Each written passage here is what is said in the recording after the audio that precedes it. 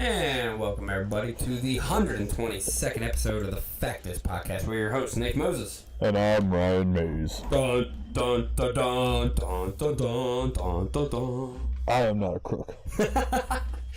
He says that. Welcome everybody. 122nd episode. No guests tonight. We're just gonna rock with me, Ryan Stewart. Appreciate you back there, of course, doing your thing. Appreciate you.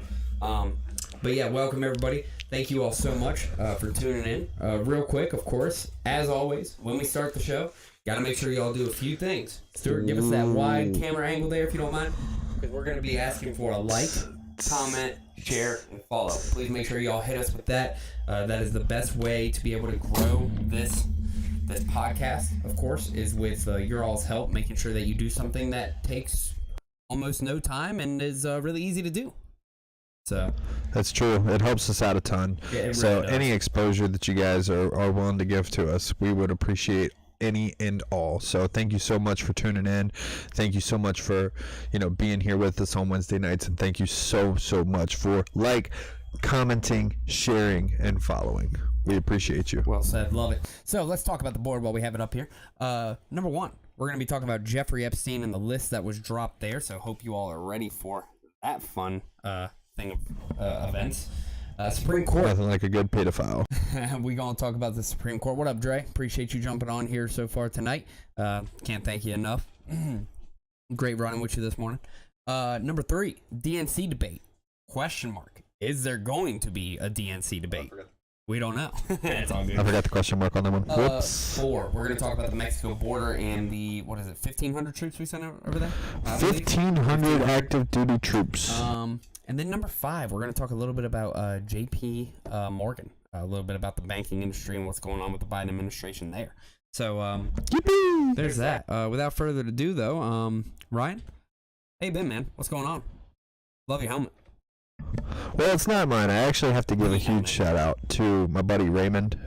He is big into cosplay stuff. Right. He actually built this helmet. What? So yeah, he made this helmet, and That's incredible with the fine details. yeah, man, he does a stellar job. So I'm talking very fine details. I mean, you got your breathing. He's marks inside. here. It's actually got hookups for a mic and everything Wow. too. So yeah, no, it's pretty badass. Good stuff, Raymond. But Ray also, so tomorrow, my wife's a teacher, and as we all know, tomorrow is May the 4th. Yep. May the 4th be with you. And so they're having Star Wars Day at school. So Right. my wife reached out to him and asked if she could borrow his helmet for the day. Very nice. So she's going to be walking around as an Imperial Stormtrooper tomorrow. The May the 4th, you're, celebrating Star Wars. May the 5th, you're getting absolutely slammed because it's Cinco de Mayo. Also, I got to give another shout out to Ray and his wife, G. It is their anniversary tomorrow. Happy anniversary. They got married on May the 4th. Aww. So they're both big Star Wars fans, and I think that's really cool. Well, happy birthday. Happy birthday. Happy birthday to you. Huh? Don't forget the Revenge of the Sixth. Revenge of the Sixth. Yeah, that's after Cinco. Wow. What a heck of a weekend we're all about to have.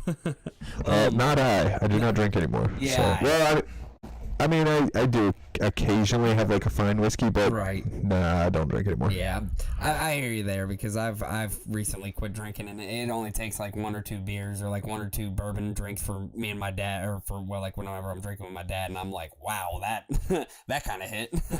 Oh, dude. Also, today marks 1 month of no added sugars. Nice. So I got away from your corn syrups and your just added sugars. Got away from soda, which was tough. I'm not gonna lie. I had to go the Coke Zero out there for a little Are you a while. big soda guy? Just Coca-Cola, man. Oh wow. I was really hoping that Elon would put the good stuff back in, but that never happened. So, but yeah, no, I was a big Coke fan, and I went the Coke Zero route and then weaned off Right. Coke Zero because it tastes like crap. So Yeah, I get that. So yeah, well, congratulations on that as well. I haven't lost a pound, but my body recomposition has been amazing. Yeah. It's been a transformation. All the inflammation is gone. Mhm. My knees feel better, which me, I got problems with my knees from jumping all those years, and I don't have any pain in my knees anymore. That's I don't incredible. have any pain in my elbows, back, shoulders. I don't get swollen or anything anymore. So I did have one cheat day, and I ate a chocolate bunny from Easter. Ooh, I bet that was good. Milk chocolate, dude. I haven't had milk chocolate in so long now. Love Dove chocolate. Oh, and it was Dove. Oh. Dude. So I pounded this chocolate bunny, and I kid you not, 20 minutes later, my toes look like little sausages. Oh yeah. I was so swollen. I was like, oh my god, I can't believe this. Do you just really, like, people, I mean, did we all just sit around chilling, like, super inflated because of sugar? It's crazy what that kind of stuff does to your body and Oh, how dude, you I feel. felt like a balloon. Yeah. I was like, oh, I'm going to take off and float away. It was bad. Well, I'm glad for your 1 month there. He says your mic is strong. I figured so. Yeah, you might have to pull that back a little bit. Just like right about how's that? That should Is that be better? Pretty good. But I appreciate you, Dre. He said congrats on the willpower as well. So yeah, that's a good one. So real quick before we actually jump into these topics, I do want to talk about just a very brief introduction with this. Did you hear how Ukraine tried to assassinate Vladimir Putin? That was the weakest assassination attempt I've ever seen. Allegedly. The weakest. Like, come on, man. Yeah, it Didn't even go in through a window. Yeah, because you saw the drone and it like hit the top of the building, and then all of a sudden it was like, yeah. Like, come Good job, on. Ukraine. Well, because if it wasn't Ukraine, now, if I'm not mistaken, Putin's coming out saying it was Ukraine. Kyiv has not said anything about. No, they've denied. They've denied. Yeah. And then so now what they'll probably do is try to put it on the U.S. of course, or blame us for somehow, some way. Bro, with our If we wanted drone, to. and with our Biden's already drone, came and out and said he didn't know anything about it. Fair enough. well, I mean, let's be real here, guys. With our drone technology, do you really think we're running into the top of the Kremlin and blowing up? No, we're sending something in through the window, and it's gonna like hit whoever we want it to hit. Exactly. That is Putin one thing we also are wasn't pretty in that awesome building that they striked. Oh, he wasn't in that building. I don't believe so. Interesting. Dude, do me a favor. Turn down Ryan's mic a little bit. Turn it down there, like turn the How about now? a little bit Keep going down. Keep going down. Keep going. Keep going. Keep going. Keep going. Take it down. Take it down. Take it down. Let's see how that works. Dre, keep letting us know if we end up resolving this because we're gonna kind of mess with it as we go through. Dre said that Ish wasn't Ukraine. And then the only other thing I can think to do is something else later on. But we'll roll with I it don't for have now. to eat the mic either, so I mean, there's that. I know you like it up close, and I do like too. being close. I like being real close and intimate. I like being close and intimate with all of you. All right, let's get jumping Let's get into into this. stuff before we get off on a tangent. Yeah, no joke. Well, actually, go ahead and for a second and distract me because I gotta do this Wall Street Journal. I gotta log in real quick under my thing so I can see the whole thing for free. Nice. So actually, Stu, if you want to go ahead and pull up the first article, I will. I'll read it from the screen over here. So just enlarge it so I can There we read. go. I got you. I'm good. All right, back to it. Fine. I love you too. I won't pull up. I won't read the article. This is Nate's show. Sorry. I love you. But I'm still reading. Go ahead. No, I'm saying that like from your POV. Oh, by I the love way, you, but I'm still reading. I did cop out of Ryan's book for everybody. So he is He's still my little slightly bigger. We tried. I should have gone to Costco. That's cute. That's a cute attempt. I just, Is that what the ladies say, Nate? Oh, that's cute. hurtful. Okay. Epstein's private calendar reveals prominent names, including CIA chief, Goldman's top lawyer, a nation spy chief, a longtime college president, and top woman finance. The circle of people who associated with Jeffrey Epstein years after he was convicted sex offender is wider than previously reported, according to the trove of documents that included his schedules.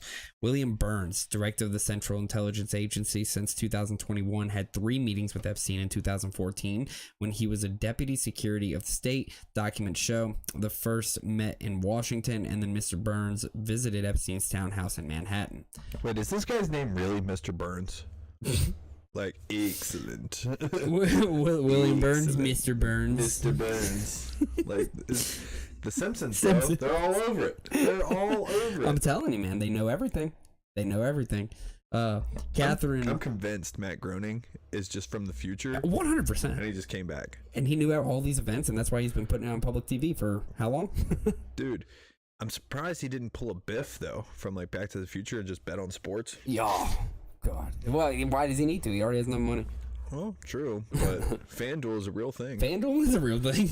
Could you imagine some of the buzzer beater like shots and stuff that you could be able to call? Oh, I know. Oh, dude. Wow. Like Dame Lillard, like bye-bye. Yeah. Like, bet on that. Like Dame Lillard. OKC, right? Yeah, Dame Lillard hits the game winner against OKC from 40 foot. Paul George right in his face, basically. Odds are like minus 1,000 or something. Dame Lillard will not hit a 40-foot shot for the night. To close the series. Yeah, right. Catherine Rumeller, a White House counsel under President Barack Obama, had dozens of meetings with Epstein in the years after her White House service and before she became a top lawyer at Goldman Sachs Group Incorporated in 2020. He was also planned to join her on a 2015 trip to Paris and 2017 to visit Epstein's private island in the Caribbean. Leon Bostein, the president of Bard College, invited Epstein, who brought a group of young female guests to the campus. Noam Chomsky, a professor, author, and political activist, was scheduled to fly with Epstein to have dinner in Epstein's Manhattan townhouse in 2015. None of their names appear in Epstein's now public Black Book of contracts or in the public flight logs or passengers who traveled on his private jet. The documents show that Epstein arranged multiple meetings with each of them after he had served jail time in 2008 for a sexual crime involving a teenage girl was registered as a sex offender. The documents, which include thousands of pages of emails and schedules from 2013 to 2017, haven't been previously reported. That's wow. So 2008, he was listed as a registered sex offender, and he was still meeting with all these people after that.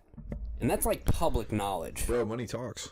Wow. Dude, in 2008, who was it? It was from Florida, Marco Rubio? Rubio? Yeah. He had something to do with that case. He either got him off or was prosecuting him. I'm pretty sure he got him off. I mean, that's like bigger charges. Yeah, well, no, so I can't remember who the there was a federal prosecutor as well who basically gave him a slap on the wrist when he should have gotten years. I can't remember his name right off the top of my head. There was a documentary on Netflix about it. I watched it. That was it was so hard to stomach. It was so hard to stomach. And then at the very end when they talked about all the cameras and how he was recording every single room, like bathrooms and all, that's even more wild. Dude, I wonder if because usually ladies, and the lady from Goldman Sachs, right? Usually ladies have a higher weirdo, creepy person vibe, right? That they can pick up on. I wonder if she ever got those weird, creepy vibes from him. I don't know. She might have been too old for him. Because it's also interesting. Oh God, it's also interesting because with these kind of individuals, some people pick up weird vibes, but then other people are like, "Wow, I never saw this coming," and it's like, "Wow," everybody's got a different perspective. Yeah, some people don't have that radar. Yeah, and it's just like, I kind of knew that dude was creepy. It's like that. Never mind. No, I want to know. No. No. Okay. Most of these people told the Journal they visited Epstein for reasons related to his wealth and connections, which wouldn't shock me for multiple reasons of visiting with that. They visited Epstein for reasons related to his wealth and connections. Blah blah blah. Several said they thought he had served his time and had rehabilitated himself. Mr. Botstein said he was trying to get Epstein to donate to his school. Mr. Chomsky said he and Epstein discussed political and academic topics. So, I could understand some of those maybe, and especially if you never flew to his island or anything, you just met him for dinner and was like, hey, let me get your money, because people do that. Well, I mean, he was a billionaire, right? Exactly. So I'm sure that a lot of people did go to him to try to do fundraising and stuff like that. Yep. Because it was well known, it was well documented that Epstein donated a lot of money to science and things like that. Yep. So that would make sense if somebody was trying to get him to donate to their school or their cause or 100%. whatever. But 46 times on the flight log doesn't make sense. That's a little different. I did not have sexual relations with that little woman. girl. Little girl now. Dre said the sounds good, so Okay, good. cool. Thank you, Dre. Thanks, Dre. But anyways, so Mr. Burns met with Epstein about a decade ago as he was preparing to leave government service, said CIA spokeswoman Tammy Cooperman Thorpe. The director did not know anything about him other than that he was introduced as an expert in the financial services sector and offered general advice on transition to the private sector. Excuse my language, but I'm calling bullshit. Yeah. The head of the CIA doesn't know anything about this billionaire who's fondling kids. And it is very obvious that his, Circle is... Well, circle, but his, like, literally a registered sex offender you can look up in any system. Well, not only that, you have ex-presidents hanging out with him. Yeah. Like, it's the CIA's job to know who those people are. I'm and you sorry. were the head of the CIA? You have I don't buy it. all the information at the touch of your hands. I'm calling BS yeah, on that. I agree with you on that. That right there makes me believe he's guilty. Oh, yeah. I don't know what he's guilty of yet, but we'll figure it out. Guilty of something. He's guilty as charged. Miss Rumler had a professional relationship with Epstein in connection with her role at the law firm Latham and Watkins LLP and didn't travel with him. A Goldman Sachs spokesperson said Epstein introduced her to potential legal clients such as Microsoft Corp co-founder Bill Gates. I thought Bill only had a couple of dinners with him. Shocker. The spokesman said, "I regret even knowing Jeffrey Epstein," Ms. Rumler said.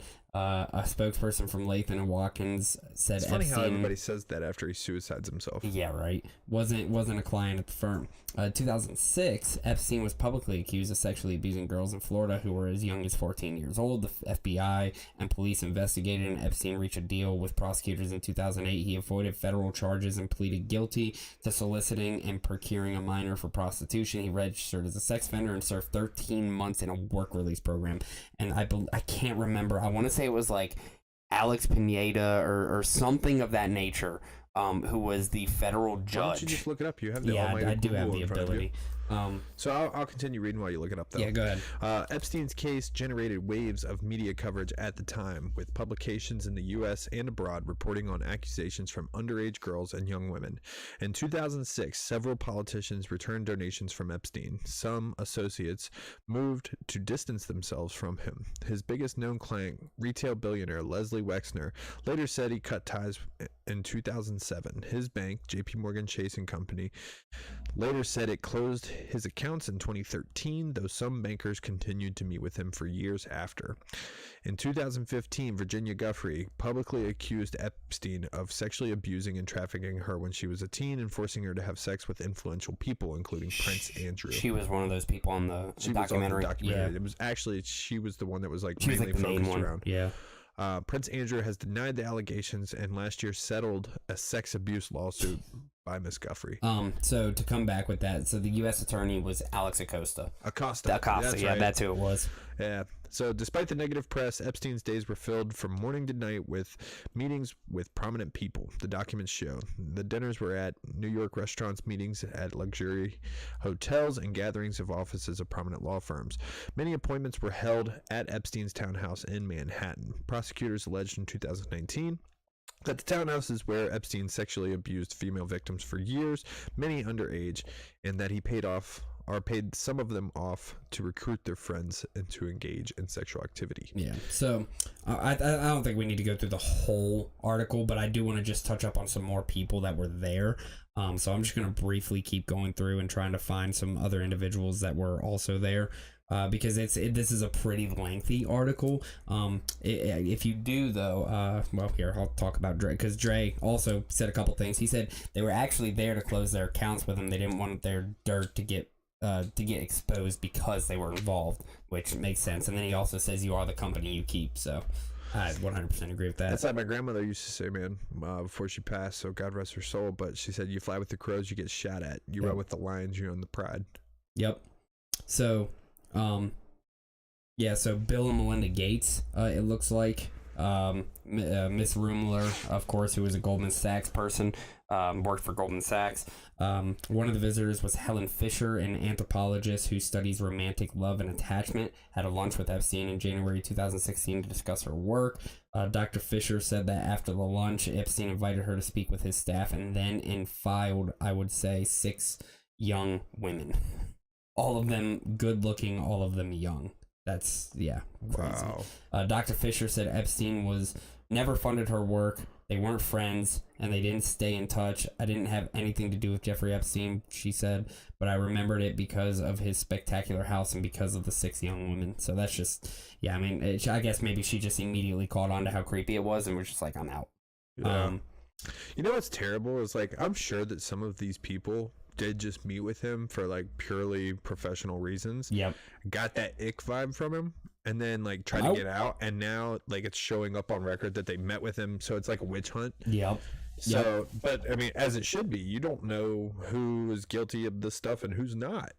But, man, like, could you imagine just meeting with somebody one time and being like, man, that dude was weird. Yeah, and then, like, weird. You got the pitchfork and then the pitchfork and the mob coming after you. And it's like, I get it, but I also, you know, like I said, it's absolutely necessary. Like, it's guilty before proven innocent. What involvement did you have? Yeah.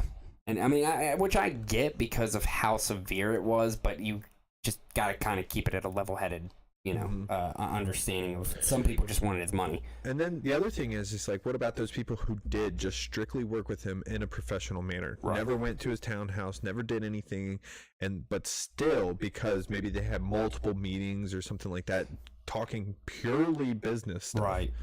You know, there's something like this is so dirty. He's a sex offender. Yeah, but again, I guess, like, if you know, I mean, if you had somebody who was going to offer you millions to billions of dollars, millions more than likely, I wouldn't meet with him. Fair enough. I mean, yeah, that is a good point, right? Because now, granted, you know, but also, how many of these people even knew that? Like, do you research every single person? I don't research every person I come in contact with, but also on top of that, you know, there's a lot of things that can get you put on a sex offender list that you can be like, oh, you know, it was just I peed out in public and I was drunk or something and I didn't mean to. You could spin things, but now, granted, again, it is very hard to. When you see, you know, procuring minors for prostitution, that's different. Right there on the charge, like, now you. I think I'm gonna avoid you. I'm out. But some people just, you know, have no shame. Like, they would take his money regardless of what he did in his life, as long as they get ahead in life. You know, it's a dog eat dog world. So, jeez. Another individual. This one's interesting. Epstein also connected Miss Rumler with Ariane D. Rothschild, who is now chief executive of the Swiss private bank Edmund D. Rothschild Group. The bank hired Miss Rumler's law firm Latham and Watkins. You better watch with that name, bro. After the introduction to help with U.S. regulatory matters, according to the bank and the Goldman spokesperson. Miss D. Rothschild, who married into the famous banking family, had more than a dozen meetings with Epstein. Ooh. He sought her help with staffing and furnishings, as well as discuss business deals with her, according to the documents. I think that name's scarier than the Clintons. I agree. That name is very scary. God only knows what strings they're pulling. Yep, and then I'm not even going to say their name. And then, so in September of 2013, Epstein asked Miss D. Rothschild in an email for help finding a new assistant, female, multilingual, organized. I'll ask around. Miss Rothschild emailed back. She brought nearly $1 million worth of auction items on Epstein's behalf in 2014 and 15. The documents show. And then that October, she and Epstein negotiated a $25 million contract for Epstein's Southern Trust Company to provide risk. Is that the actual Rothschild or is that De Rothschild?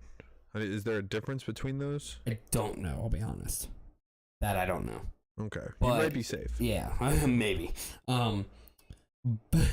But she and Epstein negotiated $25 million for Epstein's Southern Trust Company to provide risk analysis and the application and use of certain algorithms for the bank. So, interestingly enough. This is interesting. In 2019, after Epstein was arrested, the bank said that Miss D. Rothschild never met with Epstein and had no business links with him. False. Ooh. See, that's where it gets sketchy. It gets convoluted. Yeah, because they all like denied it. They all tried covering it but up. Now facts are coming out. Now it's coming out. Yeah. Guilty. And it looks like that was the last big person. Remember that name you're talking about over there, Stu. Yeah, careful. Where was that guy from MIT? Chomsky. Chomsky. There he is. Yeah, Mr. Chomsky told the Journal that at the time of the meetings, let's see, like Chomsky.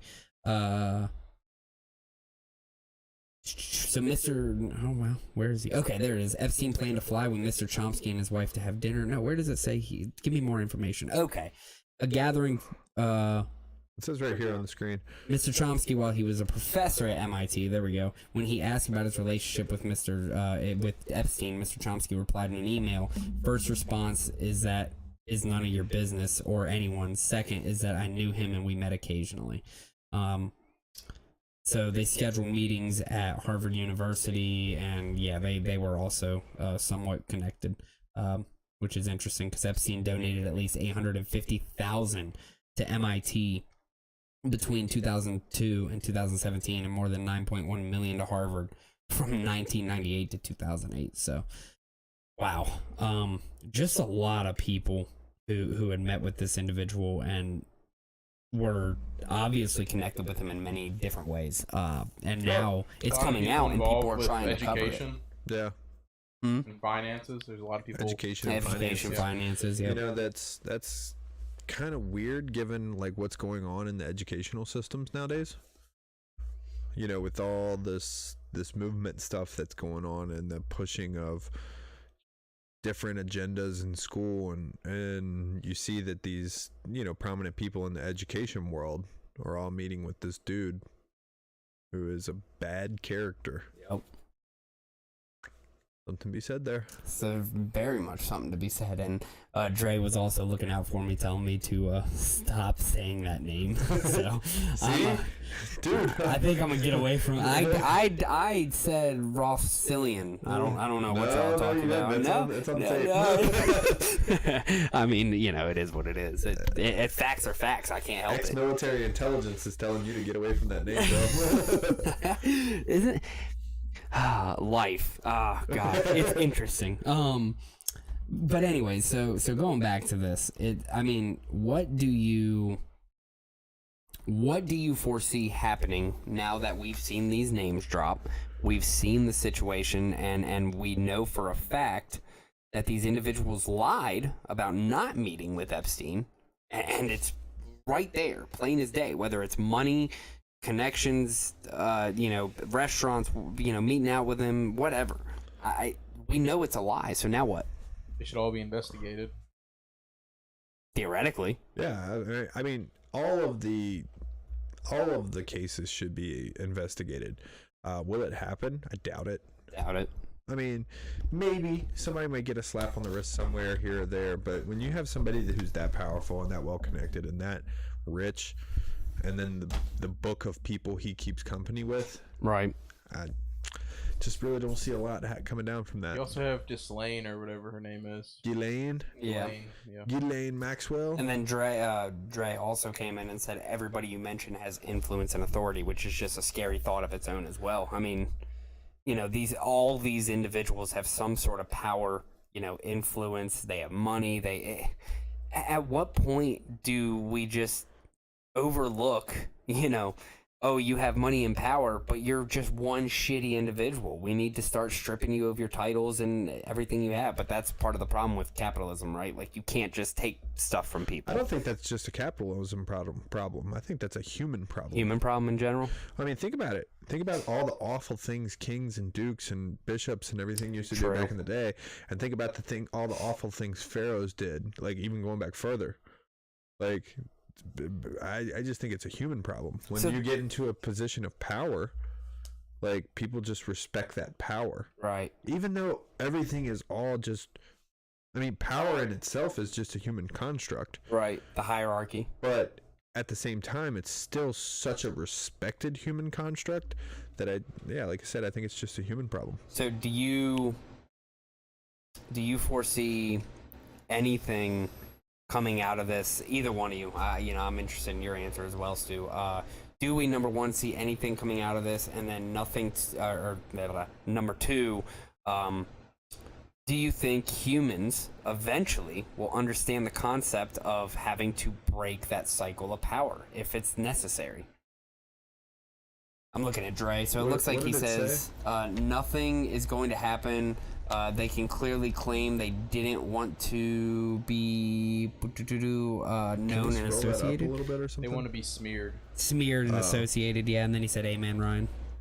Yeah. Smeared for association, yeah. So, Gotcha. I mean, yeah, I guess those are my biggest questions. Will anything happen? And, will humans ever learn that sometimes the hierarchy needs to be broken? It's going to be one of those things where it'll be years from now, and then the facts will come out, and it'll just be too late to do anything about it. Yeah, because what is it, a 7-year statute of limitations? I believe so. Uh-huh. So we're already in if it's 2015 when they met and did these things, they're already out of the statute of limitations. Look at the COVID stuff. We're just learning more and more about COVID each day. Right. What was that, 3 years ago? Still nobody's held accountable for what happened with all that. Yeah. It's absolutely wild to me. And you have people that actually committed perjury in front of Congress, and nothing is happening to them. Yeah, if anything, people should be convicted of lying to Congress. And then any one of us individuals under oath, we get screwed. I don't understand how that happens. I guess this doesn't matter anymore. Yeah, I guess not. But this article from the Wall Street Journal, it's a good start, and I applaud their journalism. Yeah, I actually agree with you on that. I'll give them that. Yeah. So there's that. I called you Steve. I'm sorry, Stu. Steve. Steve Madden. All right. Cool deal. Well, I'm not leaving. I'm not freaking leaving. Let's move on to the next article. So, Supreme Court Justice Stevens' private papers open to the public. So, we're going to talk a little bit about that. Newly opened records that belong to the Supreme Court Justice John Paul Stevens give the public a behind-the-scenes glimpse of at his decades on the court, including the tense struggle over the 2000 presidential elections and major cases on affirmative action and abortion. Documents that become available Tuesday show the justices' strong personal reactions as they consider Bush versus Gore, with conservatives complaining about the tone of their liberal colleagues' writings. They also show Stevens crowing about the court's 2003 decision upholding affirmative action, which he termed a great victory. The current, more conservative court, in contrast, seems likely to do away with the very decision by early summer. As a group, the papers reflect a different time on the court, which was more moderate and less divided in the years before Stevens retired in 2010. Today, the court has 6 conservatives and 3 liberals. Just last year, conservatives won major victories on issues including gun rights and abortion, overturning Roe v. Wade in a momentous decision that gave states the ability to ban abortion after nearly 50 years. I just want to kind of touch up on something I read there. When it comes to judges, they are supposed to have no political bias, correct? It literally lists them as 6 conservatives and 3 liberals. I would say that, judges are people too. Right. They're not supposed to have like a political bias, I would say. They're supposed to uphold the Constitution. Correct. But just if you go back and look at their judgments on rulings on cases, you can kind of begin to find a pattern, and I think that's how judges are then labeled as like left or right. Left or right, yeah. And unfortunately, there is going to be no perfect system because we are human, right? Like, humans are going to have some bias. AI is going to take over, and then... Well, eventually. Uh-oh. Time to get the tin hat on. Time for the tin foil here. And for all of you who don't know, that is a tin foil hat right there. I'm protected. I'm protected. I am your father. I love it. All right, well, so there's that. I just kind of want to talk about that real quick. So also, let's go. As a group, no wait, we already talked about that one. Bush faithful. I mean, he's probably working tonight. Good for him. Bush versus Gore, which ended Florida's presidential recount and sent Republican George W. Bush to the White House over Democratic Al Gore, was perhaps the most momentous case during Stevens' tenure. His papers show that the 2 justices in the majority that ruled for Bush griped privately that the liberal justices' dissents were overly harsh and would contribute to negative public reaction. The dissents, permit me to say, in effect, try to coerce the majority by trashing the court themselves, thereby making their dire and, I think, unjustified predictions a self-fulfilling prophecy. Justice Anthony Kennedy, the author of the main opinion, wrote in a memo. Justice Antoine Scalia noted in another memo that he is the last person to complain about the hard-hitting dissents having written his fair share. Still, Scalia wrote, going home after a long day, I cannot help but observe that those of my colleagues who were protesting so vigorously that the court's judgment today will do it irreparable harm have spared no pains in a blizzard of separate dissents to assist the result. So, I mean, this article is pretty lengthy as well, so I'm just going to kind of talk a little bit further ahead. So, the other cases covered by the newly available documents include a 92 court case, Planned Parenthood versus Casey, which reaffirmed the right to abortion and was thrown out last year along with Roe v. Wade. The court's most recent abortion decision became public in an explosive leak ahead of its publication, and Stevens' papers show there were similar concerns about a leak in Casey. After an article in Newsweek magazine about what was allegedly going inside the court in regards to the case, Chief Justice William Rehnquist, thank you. Rehnquist. There you go. Sent a note admonishing the justices' law clerks that they were to communicate as little as possible with members of the press. In the case of any matter pending before the court, that the least possible communication is none at all. Dude, isn't it weird how words like take you to a different place? Like when you just said admonishing, I like immediately went to Game of Thrones. Like admonish, shame, admonish. I mean, sometimes words have very powerful ways of being able to put you in, in those, I guess, perspectives. I don't know, man. Yeah. It's like you have a good imagination. Have you ever smelled something and it take you back to like a childhood memory? All the time. That's your olfactory senses. I used to train my olfactory sense to like when I would get a sale. Right. Like, because you get hype. There's a feeling that you get. It's just kind of like if you were to like win a championship or something. Right. You can actually train your olfactory sensory like in your head. To link that feeling to a smell, to a certain smell. Interesting. And I would do that after I would get sales. And then before I would go in for a sale, I used to have these little things called boom boom sticks. Boom boom sticks? Yeah, dude, they're actually really cool for like clearing out your nasal cavities and everything. But I would tie my feeling of a sale to a certain scent. Right. And then I would just smell it before I go in. I get all pumped up. Interesting. Yeah, I learned that from the Wolf of Wall Street himself, Jordan Belfort. Really? Yeah, man. And the good book, The Way of the Wolf. He wrote a book? Oh, yeah, dude. Did he do that when he was in prison? That's one of the best sales training books I've ever gone through. Did he do it while he was in prison? No, it was much later. Much later, after he got out? Yeah. This was in like 2014 or something. He's become pretty popular coming back out of prison. Well, I mean, you think about it, he's basically living the life he was before. He's just not involved with stocks. Exactly. So it just shows you, man, rich people can, like, when you get to a certain level, no matter, you hear people say it all the time, if I lost everything, I could build it back again, and I would do it faster the second time. Right. It's true.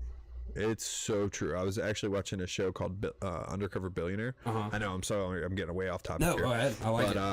Grant Cardone actually was on that, and he went in, and basically the premise of the show is that a billionaire gets $100 and a used car. Right. And they have to make $1 million valuation, like a company, $1 million valuation within 90 days. Wow. All of them did it. It's insane. It's insane. In 90 days, they go from $100 and they can't use their name, influence. I was going to say, do they use any of that? They can't do any of it. And then rebuilds it. Yeah. Like just 90 days, $1 million. That's wild. And in Grant's case, it was like 10 million. Yeah. That's wild, and the ability to do that. I mean, and it just goes to speak about how experience is. Exactly, experience can take you a long way. Nobody can take away the knowledge that you possess. Yeah, exactly. So that's just more reason that you need to read books and educate yourself. Educate yourself, damn straight. So continuing on, Sorry. courts. No, you're good. I love it. The court's 2002 opinion in Atkins v. Virginia that outlawed the execution of people with the intellectual disabilities, then referred to as mentally retarded. Stevens was the author of the opinion, and the draft of it began. Like children, the mentally retarded, Kennedy wrote that he phrasing was likely to cause disappointment, perhaps even resentment among persons and groups who work to advance the cause of retarded persons. Stevens omitted the reference in the final 6-3 opinion, which Kennedy joined. So, just a couple of the court cases that he was involved with. I mean, I don't really know how to feel about this one either. Like I said, I mean, all justices are going to have some sort of bias. They're going to have some sort of, I kind of feel weird about this one because, I mean, it says even here that the justice papers are considered personal property, and nothing dictates that the justices must keep any records or make them public. Right. So the fact that he didn't make them public, but it got leaked, that's weird, man. Yeah, I mean, I feel weird about that. Security concerns for sure, right? Because none of this should have gone public if he didn't want it to, especially. Yeah. But Well, I mean, that just goes to show you that nothing is safe. No information is safe. No. No matter what you do, no matter what you write use, a journal, burn that bad boy. Burn it, because that's the only thing that'll stop it from getting into people's hands. So that's a interesting if discussion. You've got a bunch of documents sitting beside your 1968 Corvette in your garage, maybe you burn them. Maybe you ought to not keep those. You know what I'm saying? Destroy federal property. Yeah.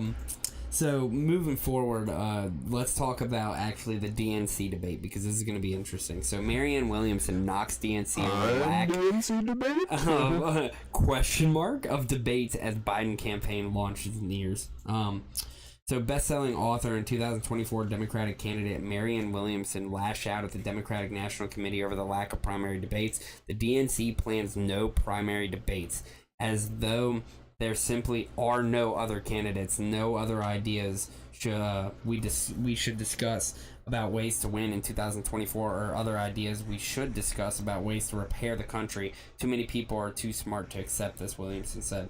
So here's a tweet from her. DNC plans no primary debates, and literally just what I said. Her criticism toward the DNC comes as President Joe Biden is rumored to be circling around campaign debut this week. Williamson has previously accused the DNC You think he's going to do it from his basement again? A rigged primary process. So basically, y'all get the gist of it. Biden's team has largely shrugged off Williamson and Kennedy Jr., who I think are like the two biggest that would be going against him. This is interesting. I mean, look, we already don't get, the Libertarian Party. We don't get any other parties up there. It's only the Republican and Democrats, when it comes to the primary debate between the two candidates. But now we're not even going to get to see a debate amongst one party. Like, they're just going to write it off and be like, Biden's our front runner. Well, that's not unusual, though. Like, if a sitting president is going to run for the office again, they can choose whether or not to take debates because they are the leader of the party at that point. Which is okay, but then if Williamson and Kennedy get up there and want to debate, it doesn't matter. It's still the leader of the party. I mean, Trump in 2020 had people that wanted to challenge him too, and he didn't debate them. See, I don't like that, because I mean, it kind of, if we accept that, then we're just saying, I don't know. To me, it's just like no competition. I mean, that's what this country is like all about, is competition. I feel like you should absolutely. I mean, they talk about all the time about saving our democracy. Yeah, they don't want to have a debate. And they don't even want to have a debate. Like, I understand they're the front They don't runner, even but want 4 to years. acknowledge that 4 Williamson years. and Kennedy Jr. are candidates. They don't want to acknowledge that. they don't. And 4 years changes a lot. I mean, again, Biden went from 80 to 84. What is he now? Or what was he when he got elected? I can't even remember. 78 to 82, something of that nature. I know he's in his 80s. I think he's in his 80s now. It's like So 81, 82. So Yeah, something like that. so that, I mean, you got to remember, 4 years is a pretty big mental health decline considering where he's already been. Oh man, right? And you know what's crazy is like I tried to listen to him talk to just a panel out in You front of the can't. White House the other day, and I was like, oh my god, You can't, dude. he's 80 years old. 80 years old. Okay, so he went from he got a 77, and then he'll be 81 by 2024. Yeah. So by the time it comes up, but man, he couldn't even form a sentence. that's what I'm saying. It was bad. It's so incredibly hard to even listen to, and you look and you're like, this is the guy who's the most powerful individual in the world right now. Well, I mean, Theoretically. you got Jerome Powell too. Don't forget that guy. Right. And during COVID, he barely campaigned. That was Yeah. his excuse. Well, no, he was in the basement. That's why I asked. Do you think he's going to do it from his basement? His basement again, yeah. That's what's scaring the crap out of me. Again, I'm all about competition. I want these people to get up on a stage and debate, and I want people to think critically. But it's not. The parties do not want that, No. in my opinion. No, they don't. But that's just, and that's where. That's how they keep power. That's where we, the people, have got to start learning to step up. If we don't step up, nobody will, and nothing's going to change. I mean, it's just as you simple very as that. well could see it this year. I mean, I with hope. this election. I mean, They're polling pretty decent, Kennedy and Williamson. yeah. If the polls get strong enough, I mean, And the Democrats say, oh, they're not serious candidates. I don't know. You don't care about democracy. Then again, Bernie was all about taxing millionaires till became one. Money. Gotta love money. Yeah, did you ever notice that? Bernie wrote a book, right? Became a millionaire. He stopped saying, we should tax the millionaires and the billionaires, right? No, now he says, we should tax the millionaires. Or like, I don't like how, I love how he AOC. does that thing with his hand. AOC, talking about how she is just absolutely hating capitalism, yet sells how much merchandise every year about her for capitalism, using Who's the capitalism shark? to her advantage. The shark off Shark Tank, Kevin O'Leary, I think. He calls AOC out on that stuff I love it. all the time. You can't sit here and dog on capitalism and then go do it yourself. You know what I'm saying? Like, look, I mean, I'll be the first one to tell you. I think that untapped capitalism has definitely run rampant and has hurt us. But I do believe it is one of the best systems you can have, right? So, like, I believe in it, but I believe in untapped and unrestricted capitalism. When you say one of the best, what do you mean by that? What system do you think could potentially work better? So again, theoretically, on paper, communism is the best thing out there. On paper.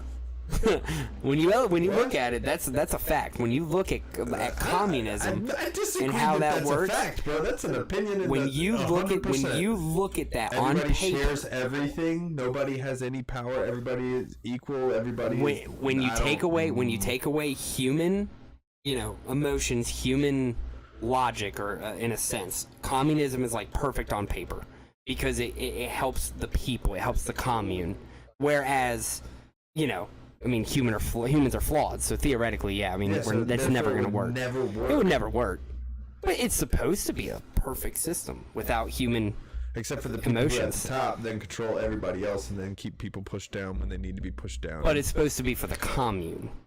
Again, in a theoretically on commune- In a paper. commune, it would probably work if you have like 100 people or less. But I would say a good balance between socialism and communism, socialism and capitalism is where you're going to be, because there are social programs that are very beneficial. Yeah, I agree. Yeah. Police, fire, rescue, Exactly. like hospitals. So like social, hospitals and are even for then, profit, so like social programs in the sense of helping those who, you could have a long string of lists of things that can help socially, right? So like if times of crisis against Mother Nature and things of that. Let me ask you a question though. If you had capitalistic police forces, capitalistic fire forces, and things like that, right? Would they be more efficient?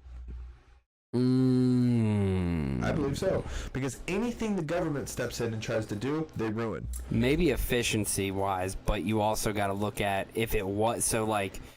I don't even know how you would do that, because if you were breaking it down by, like, let's just say state, would you say Virginia has 10 different police forces, or, how would that go about? And even then, what's to say that one police force is like, okay, well, we're going to change the rules and it's going to be this way now. Are they going to have to follow a certain set of rules? Or I'd get confused on how that would work. They still have laws that are passed down from, the Constitution that they still have to uphold, but they do it in a capitalistic structure where they charge for the fees and services that they provide. Maybe, but that would be difficult because, again, I bet you people stop committing crime. Well, yeah, I mean, because with capitalism, I mean, mostly it's all private sector, right? So they make, like, for example, if Walmart wanted to tomorrow say, anybody who is caught stealing on our premises is going to, potentially be physically restrained, they're allowed to. And if you choose not to shop there, that's your choice. But they're allowed to do something like that as a private organization. That on their premises, their property, because they own it, they own that land, it's their property. So they're allowed to do things like that. Right? But, like, they're not going to do that because they would rather just write off their losses as a tax write-off. Exactly. But that's where I'm okay. So you're proving my point here for me, Dave. If they were capitalistic, like even in the socialistic settings, right, they would be more efficient. People would probably commit less crimes. Those rescue squads and things like that, like all those things would be more efficient. They would be better ran. They'd be better paid, so more people would want to do them. I'm going to push back a little bit on that. Or what? For fire, just like this capitalistic fire, police and rescue. Versus like a socialistic perspective. Yeah. If it was in the case of fire, you'd probably see a lot more fires. I mean, they got to make money. Oh, I don't think so, man, because there's a fire every, 2 minutes? You don't think you'd see more fires? No, I don't think so. See the corruption in that? I mean, I could see people like purposely doing fires so they could, more reasons to arrest people. Yeah, like that specific fire station. I mean, they're still governed by the Constitution. So when it comes to the arrest, like you can't just wrongfully imprison somebody. So they would still be governed by the laws. They would just be more efficient and better equipped, better staff, because sign incentive. Well, as it stands right now, no, I don't want have them ran to like a business. You don't want them. Service. So I mean, I see where you're coming from. I'm just more or less playing devil's advocate. Actually, no. So yeah, kind of push back on that one. I want it ran kind of like a business because there is nothing more efficient than the private sector. But I want them to be, again, for the people as a socialistic aspect. So and they would have to operate within the constraints of the Constitution. Right. And that's where I see, like, again, that's where I argue, I don't think 100% capitalism is the answer. I don't think 100% socialism is the answer. I think a good mix between both is where you're going to find, like, that common middle ground. Now, again, I am a big believer in our system working. But you said communism. Hold on. I'm just saying, on paper, communism is perfect. That's all I'm saying. That's all I'm saying. What if you subscribed to fire, police, and rescue? Subscribe, like subscription base? Like if you don't pay for it, you don't get it. But then you subscribe. Ooh, that'd be an interesting thought. That's probably something that would be born from a capitalistic. Here's $5 a month. You'll get you. Capitalistic well, no, because then you'd probably. Then they would operate like an insurance company. That's basically what you're describing as an insurance company. You pay in case you need it. So yeah, but then you look at things insurance like companies are the most well-run companies in the world. But then you look at situations like, oh, your car got put on, somebody burned your car. Look, you're not covered for your car getting burned down, right? You're only covered for getting your house burned down or some BS like that. There would be so many. Nah, I don't see that working because you'd have to pay for different coverages. So, it looks like you have 3 flat tires, like somebody slashed your tires. You know what the difference is, Nave? You'd be able to choose. Yeah, but you shouldn't choose your coverages. If somebody breaks the law, they break the law. They need to be held accountable. As simple as that. Does that make sense? I get what you're saying, but you would still have the choice. Right now, we're being taxed and we know where some of that tax money goes. Right. So I would much rather have the subscription. Like, at least then I know my like, I'm giving the police officers $20 a month because I want them to patrol my streets. Interesting. And I'm giving the rescue squad $20, or the rescue sector $20 a month because I want them to come and pick me up if I need it, if I get in a car accident, if something happens. Maybe a happy medium would be we choose where our tax dollars go. So like you pick a certain percentage, police. I disagree. Taxation is theft.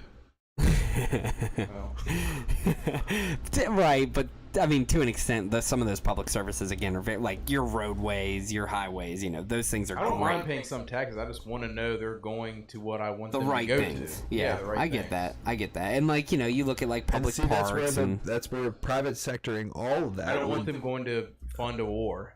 Exactly. Ukraine. So when you give $100 a month voluntarily to a infrastructure program or infrastructure sector, you know that $100 a month is going to fix your roads, it's going to fix your sidewalks, it's going there are a lot of fire departments and rescue that are volunteer. There is a lot of volunteer, exactly. Yeah. And this is exactly why, the Democrats need to have a primary debate. No. I see what you did there. We went off on a tangent. They still get their I like equipment it. from tax funded, I'm sure. Like the people are volunteers, but they still get like their equipment and stuff from tax. Tax funded, yeah. Oh, I'm sure, or it's passed down or something like that. I'd be curious to see how many of those volunteer like fire stations or rescue squads have like outdated equipment. What if they had to rely on That's a good question. donations? Like police had to go around and rely on people donating to them. Well, right now in this environment, they would not be. We have a lot of comments. We should probably hit some of those. Yeah. Where are we at? Oh, there we go. So actually, we got somebody new in here, Poon. It may be a perfect system for insects or computers, but we are specifically about humans. Communism is the perfect system to eliminate freedom in massive populations of said humans. So I would still, again, argue that, again, if you look at communism, right?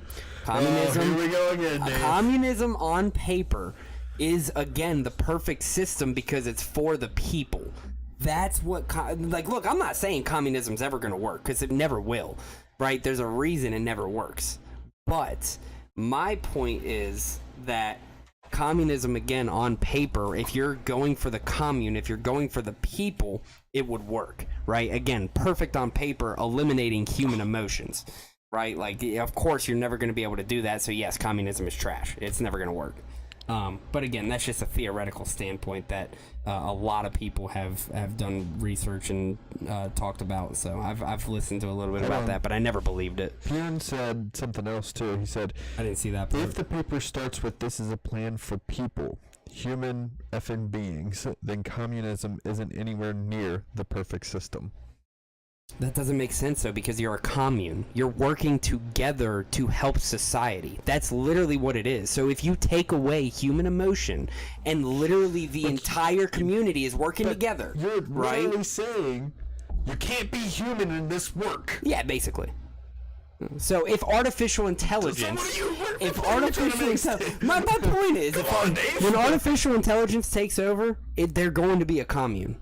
You watch, because that's how they'll operate. They'll operate together because they understand there's a bigger picture. No, when artificial intelligence takes over, it's going to be a hive. So it's going to be one mind. Or it's going to be a one mind controlling everything. There is everything. that too. So yeah, that works in a communistic society. One mind that controls everything. Yeah, there you go. I'm sure. Ask China. That's China. It's not a system for humans. Yes, exactly, Pune. Yeah, so it's not a system for humans. I mean, it won't work because humans are idiots. We don't. Yeah, we're emotional creatures. I mean, look at what we do now. Look at what we do now. Trying to figure this thing out. Look at what we do now. Congress has like a 20% approval rating, and we still allow them to come back 80% of the time. I mean, does that even make sense? Not even close, right? Humans. I mean, sometimes. I'm just in an argumentative mood. Yeah, right. Sometimes. But anyways, this is why the damn Democrats need to make sure they have a primary debate, because I think Kennedy is going to have a chance. I mean, what we just did, that's I wouldn't say that we were debating, but right.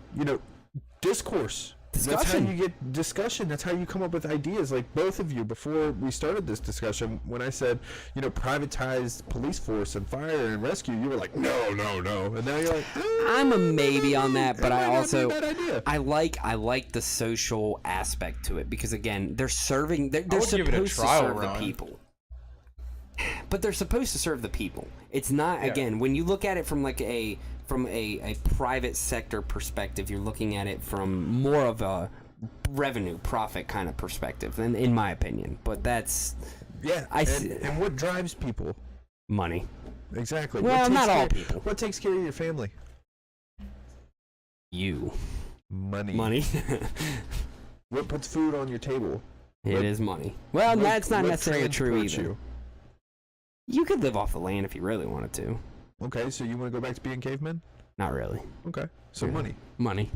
Money drives it all. I get that. Money drives it all. So why not incentivize the most important positions in our society? So let me ask you this. Okay, now God, we're already way off. I'm liking this. So then, if we were to do that, would you think you'd see a decrease in the entertainment industry? Absolutely. Because at that point, you're going to have to choose, do you want to sit around and watch TV all the time, or do you want to make sure somebody's going to come protect you if you absolutely need it? I think you would see a decline in the entertainment industry, but I don't think it would be as big as you think. Really? Because you're still paying for the service. Just because you pay for insurance, does that mean you see a decline in car accidents? So then, okay. So if you were to privatize the police force, all that, would you be eliminating taxes as well? Yes. That's or would they? No, that would be the thing that would take the place of taxes, hopefully. Right. So where does their revenue come from? From people paying into it, just like an insurance agency. Yeah, but then a lot of people argue insurance is one of the biggest ripoffs of all time. No, insurance is the biggest ripoff of all time simply because the medical field has exploited the insurance. And they max out every single claim. They have destroyed. Yeah, the medical field has destroyed that. Because the medical society or the medical sector has maxed out every single claim that is allowed to be by insurance. Insurance has to be far more, discriminative about what services they're going to provide or what they're going to pay for or what they'll accept, what they won't accept. Because you go in to the ER, you get 2 bags of IV fluid, maybe you're dehydrated or something like that. It's like $900 to you. You know what I'm saying? Right. Whereas, the insurance says, well, we'll pay up to this amount. So what does the medical field do? They max out that payment. Right. So, I'm sure it would kind of happen the same with, police, but I think that there's a better way that you could structure it, because if you have police officers out here making $200,000 a year, what does that do to the police force? Well, you'll obviously get better candidates. Better candidates. Better equipment. A number of things, yeah, better equipment. Well, so that's the other scary part. If it became better equipment, would they at that point be more militarized? Would they, more than what people are saying they already are, which they're not even really militarized as it is. People have, if they think that, they're way off, in my opinion. But, yes and no. Think about it. You have SWAT teams. That's pretty militaristic. For the most part, but it's not like your average, blue collar cop out here, beating the streets is not a military unit. Exactly. But I would say the police force is far more militarized than it was in the 80s. Yeah, I wouldn't disagree with that. And then I would say, they have a lot better training than, obviously than civilians and more than the 80s. But yeah, I don't know. I don't know. That whole privatize, it's still... Just because you can't wrap your head around it doesn't mean it shouldn't be done. Ooh, touche. Give you that Just one. Saying. But I also, again, my only argument there is that I feel like it would be more profit driven than it would be for the people. Whereas you'd like, again, the social aspect to it is that it's for the people and it's there for everyone. Tell me one other thing that is just for the people and is not profit driven. It's supposed to be healthcare. Nope. It's supposed to be. That's not. I can't think of anything right off the top of my head that's not profit driven in this country. Okay, in this country. What are the most successful things in the world? Sorry, say it again. What are the most successful things in the world? Anything that gives your life convenience. Profit-driven businesses. Amazon. It's the most efficient, successful thing in the world, right? Amazon, Apple, So then, Google. but then you look at places like that, and you look at how they're literally using slave labor in other countries. They are. I mean, that's, So is that because it's a capitalistic notion? Or is that because the regulations aren't in place to keep them in our country where labor is free? Well, Not free labor, but labor is they're choosing. They would rather choose to go across seas and get free labor because they don't have because any it's profit-driven, humanitarian right? views. Exactly. So why aren't there regulations put in place that keep businesses in the country? There are plenty of businesses that are in this country. I'm using your argument against you, Nave. You're like, well, these people are profiting off of. So why aren't there regulations in place to keep that from happening? Because you can't regulate the private sector. They can do whatever they want. You can regulate the private sector. Not. What is the SEC? I mean, not to a degree of where you can tell them to do their business, What is though. OSHA? But you can't tell them where not to do their business. They can go across seas whenever they Well, want they can go to. across seas, but we don't have to import those goods. But we import how much of China? That's what I'm saying. Do we have to? But we do. Well, I'm not disagreeing with you. I'm saying that we don't have to do those things. But again, that's all just theoretical. If you want to say, if you want to say it'd be a lot better to privatize the police force, again, that's a theory, right? Mm-hmm. But then what happens when they start doing things that are just like the other private sector, what we're seeing today? So you think that the police sector is going to go out of country and use slave labor? I mean, if it's cheaper to go outside of the country and they find ways to be able to protect people in other countries and they want to get out of here, why wouldn't they? I'm not telling them they shouldn't have branches that go globally. Right. But what's going on here and now in our country and with our people, you can't export police labor.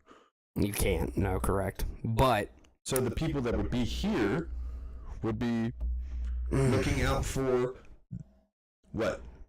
The people that pay them. Interesting. I don't know. I'm still questionable on that one. But I mean, trial run. I'll go with his thought. Trial run. Yeah. I would like to see it work out. Put it out on like a. Give me a subscription. Put it out on an island and give it a shot. Trial run with AI.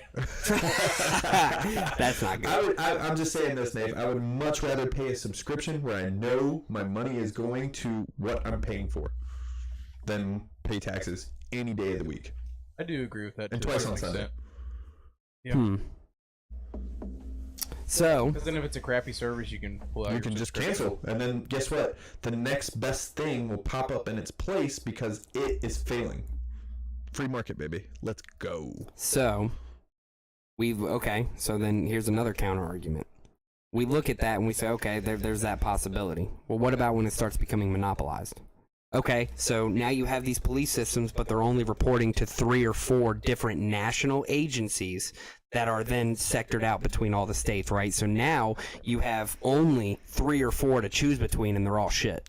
So again, I go back to the Constitution. I go back to the law-making body that is supposed to be representing us and putting in place things that break up monopolies. If the government was actually doing its job, monopolies wouldn't exist. But they're not doing their job. But they are as close to existing as they can, as long as they don't have more control than 33% of the market. But then you have 5 companies with 20% of the market. I mean, that's still not that good. That's horrible, actually. No. Because then you look at like our stores. You look at how much of the added sugars, how much of all these companies are just flooding our stores with absolute crap, and there's like almost no choices between it except for local. So Pune said, but this goes back to the government again, the healthcare system. No. We already talked about the other ones. Did you see where Pune said, thank you, Nave? It's not about, we already talked about that part. Okay. And then he said it's not about intelligence, it's about self-interest and freedom. But this goes back to the government again. The healthcare system and healthcare insurance are all heavily regulated. The constant abuse caused by oligopoly due to regulations could reduce free market. So crime is a lot more militarized in the 80s as well. That's also true. That's very true. Chicago is a good place to do this trial run. Monopolies typically grow when governments prevent or limit free markets. No, I mean, I would argue monopolies are going to occur regardless because This is fun. when you look at, I agree. when you look at like, That's why I kept going with it. I was like, no, we're not getting back to the article right now. screw the articles. Because when you look at monopolies, I mean, there's going to be acquisitions. Again, there's going to be private interest. People are just going to want to make as much money as possible. So what's stopping them from, combining their companies and just, I mean, like, look at like, for example, cell phones, right? Who are our biggest providers? Verizon, AT&T, and Sprint? Well, T-Mobile. Or sorry, there you go. My point, right? So we have like 3, maybe 4, and regardless of how shitty one is, you'll go to another one and there will be something shitty about them. And then you start looking at how they have these meetings, they get together, they're doing price gouging. They're doing price gouging. They're working with each other. They're not. It's not like untapped.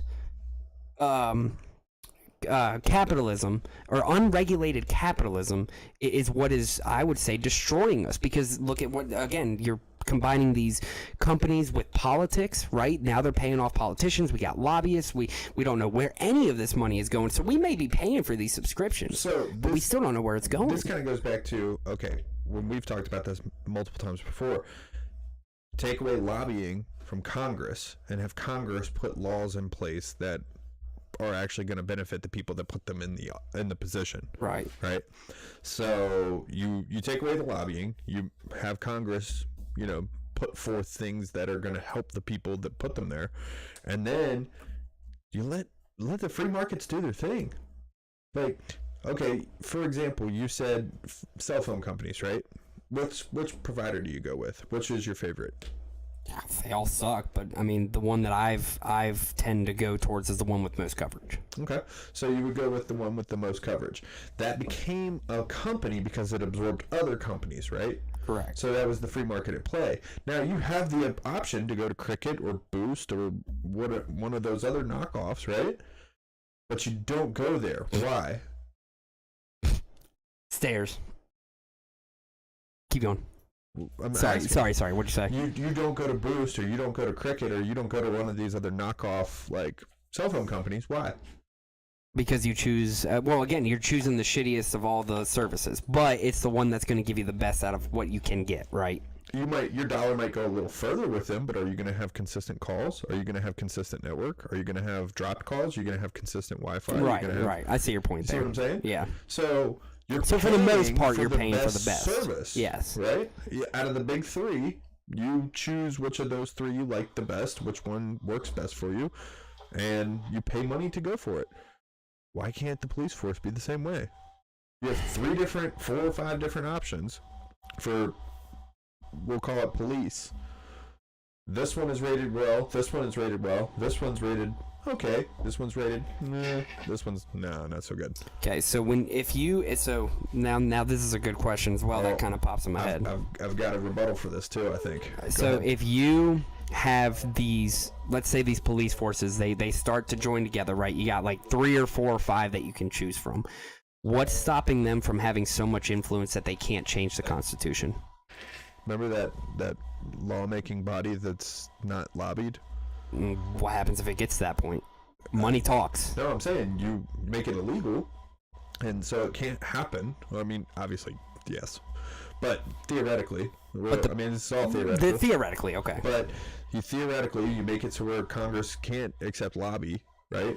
So then Congress is going to make laws that those institutions have to abide by, or... But those institutions are paying they're paying the politicians. What's going to stop them from doing that?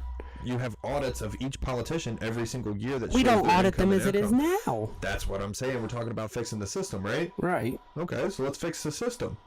So I mean, so to fix. But hold on. Here's my rebuttal. Where you're talking about the 5 different places, right? With taxes, you don't get to choose.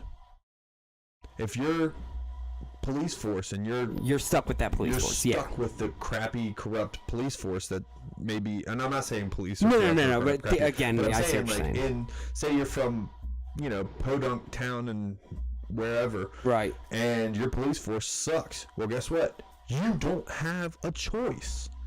You're stuck with your crappy police force. Right. So no matter what, your tax money may or may not go to a police force who may or may not look out for you either way. Unless it's a sheriff that is elected and that you can put a new sheriff in and you like their policies over the other one. So I mean, it's like it's a give and take, right? Either way, you're gonna have pros and negatives to each. I would absolutely love to see a country like give this a shot, though. I would. I think it would because work. why would you not want to explore all options, see what's the best, and then go from there, right? Yeah, I agree exactly. with you. I mean, I agree with you in Think that about perspective. infrastructure. Oh my gosh. You mean like doing a subscription-based infrastructure? Right. That'd be awesome. And infrastructure would have to be regional. It would have to be. If it's profit driven, let's say me and you have a company and it's profit driven, could I go to an agency and pay them very well to dig up crap on you to arrest you?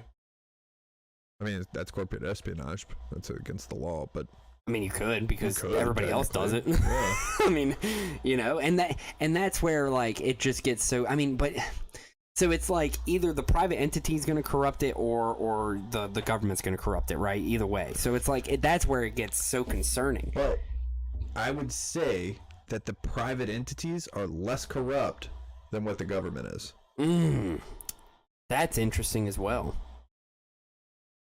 People not elected to position stay there for 40 years and dictate how things are run from their position. But because of the money that they're given from that private sector as well. So it's like, you see what I'm saying? So it's like hard to really knock down where it is. We'd have to correct the system. Oh yeah, correct the system. You'd have to have a very, very good auditing system put in place. Right. But yeah, absolutely, man. Hold on, we got a bunch of. No, they were just I popping guess up we there. can see pros and cons from both. Yeah, you can. Well, you can. And that's just anything. Everything's gonna Anything have its in pros life. and cons. But And again, unless it's like completely, like unless you're following it to a T on paper, not involving human emotions or human intellect or just, you know, humans in general, because we are greedy. We are, you know, humans are just jackasses, right? In general, like we all suck basically. You're never gonna have This a might perfect be system. ignorant, but I still like the thought of them working for us instead of like they'd have a boss, like a private boss, Right. instead of like kind of us being their boss. Yeah, but the system is us being their boss isn't working. I mean, it's not like falling apart. Of course, we have been. It's not. Well, yeah. I mean, okay, I get where you're coming from there. but this country has held this country has held very strong since 1776. So 250 years. yeah, I mean, this country has held very strong. 250 years. Nothing like the Roman Empire or anything of that nature. Nothing like the Britain Empire. Nothing like the Romans. Nothing like the Spain. But Spanish, yeah, I mean, you Egypt. got to look at how technology has affected that a little bit, right? Like, and now, granted, yeah, I mean, but like the acceleration of what technology is today. I mean, the computing power has gone well over 1 trillion times what, you know, we were even back when we landed on the moon. So it's hard to. Really? Then why can't we get back to the moon? Because they don't want to go back to the moon. They found some shit up there that they're scared of. Hat back on. I'll go to the moon. I'll go to the moon. With this hat on. I love Beam me up, Scotty.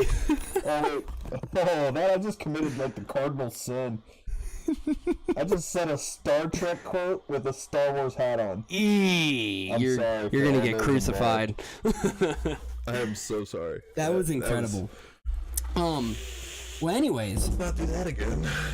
so that was a really fun discussion. I mean, we got off on a little bit of a tangent, but that was a an great discussion, incredible though. discussion. Yeah, because I mean, it gives everybody different perspectives and things that could potentially fix our system, right? And like you said, I think it all starts with the bottom of the system, and it starts with the auditing and ensuring there's accountability across the board. That's where it starts. I mean, truly. But you know. So, going back, Pune talks about how monopolies typically grow when governments prevent or limit free markets. Again, is still up for debate because you look at like what we're at right now today in the U.S. And yeah, I mean, don't get me wrong, the restrictions here in the U.S. for companies is not the greatest thing in the world. It does suck. There's a reason companies are pushing outside of the U.S. because they have more freedom there. I get that. But then I look at places like, like Weber Grills and then Origin USA and then those who create like Grunt Style. They still make it work here in America. And that shouldn't be. They still make it work. We are the land of opportunity. It should be easy to make it work here. It should be. But again, when you have corporations that choose to go overseas that are buying out our politicians. What you just said, they have more freedom. But they're also buying out our there? Politicians. Are you sure they're not the ones who are purposely doing this so they can keep their companies over there for that slave labor, for that for the massive profits they're seeing? Yeah, they do that for massive profits. That's the problem, right? Like, whereas if Origin USA or Grunt Style or Weber Grills or all these American-made companies, American manufacturing companies, were the ones who were then involved in the politics, things might get a little different, right? So, limiting companies to only be able to operate in the U.S. within the U.S. It would be bad. How? Good question. But then because then we'd be self-sufficient, right? We'd be self-sufficient, and then we'd be the largest exporter in the entire world. What's wrong with that? Nothing. I'm on agreement with that one. That one I can agree with, right? Hey, like I'm gonna tag in my guest appearance. All right, let's hear it. He said, "All right." Okay, so Celeb shot. you should. Hey everybody, this is Steve again. What's up? Love you, Steve. I'm eating ribs back here. Ryan ate awesome smoked ribs. Godly smoked ribs. Pounded most of the box of them.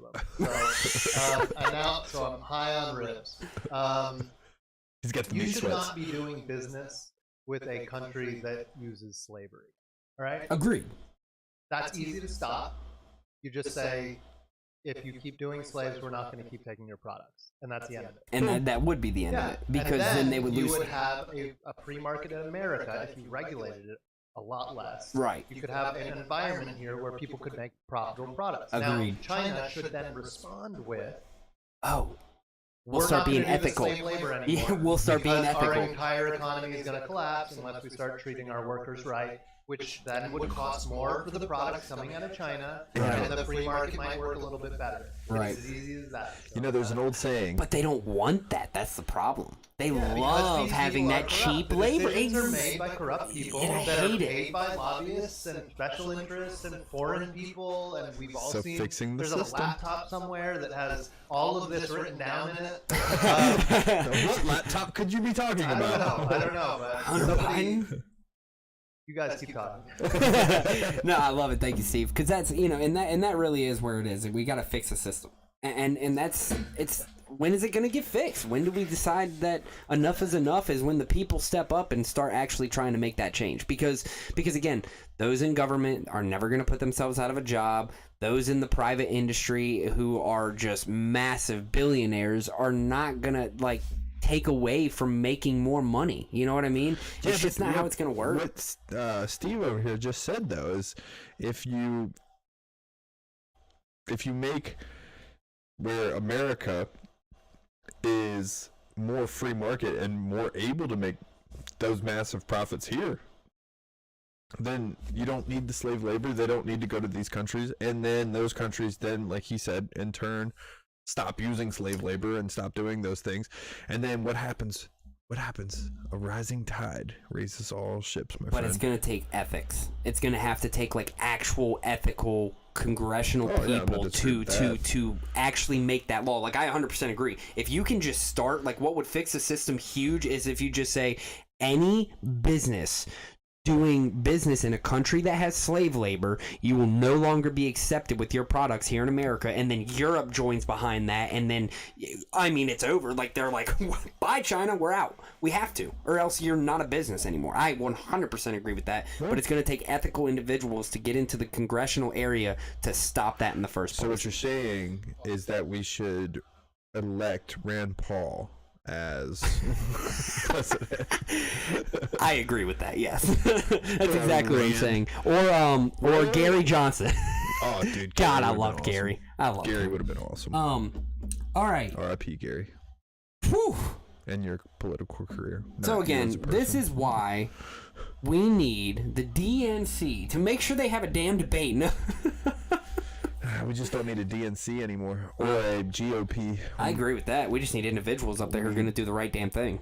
Wouldn't that be weird? I say screw the debates, and we have a Williamson versus Kennedy podcast, a Biden versus Williamson, and Biden versus Kennedy. They just sit down 3 hours and just have a podcast and just talk about. Just talk about things. And then Joe Rogan regulates it, or moderates it. Thank you. Oh, that'd be awesome. That would be Because debates aren't really. I don't know. Well, it's so They're not really debates. scripted. Yeah. Like it's so. I mean, now I say that, but then also the debates between Trump and Clinton gave me some of the most like gut busting laughs I've ever had. It's a good thing you're not up there yet because you'd be in jail. You'd be in jail. And then also, I'd like That to was see a great. forum where they sit on stage and there's people in the audience that ask questions. Yeah. Yeah, I just wish that, the questions that came in were more like what you see Ben Shapiro do. Or, yeah, I'm drawing a gap here. Actually, you know what? I do have to shout something out, and you said something about her earlier that reminded me. Uh-huh. I got to shout out AOC. She actually did do something good. What did she do recently? I haven't kept up. She put a oh, now I just lost it because I don't like giving her credit for anything. What was the most recent AOC thing? I saw something about her. It was oh shoot, what did she just do? She tried to pass a bill that said oh man, I'm drawing. Matt Gaetz says AOC not corrupt as they team up for anti-stock bill.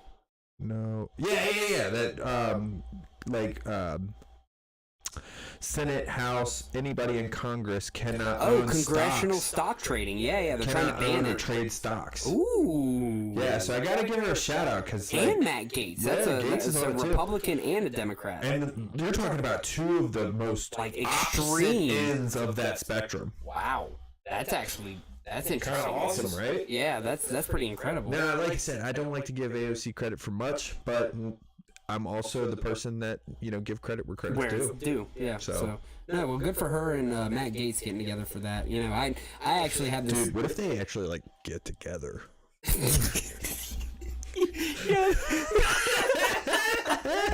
guys ever wonder how often that happens in politics? Oh, I bet Probably it's all the way time. more than what you Yeah, I ever was gonna say believe. it's probably all the time, man. Honestly, You voted for this bill. I'll...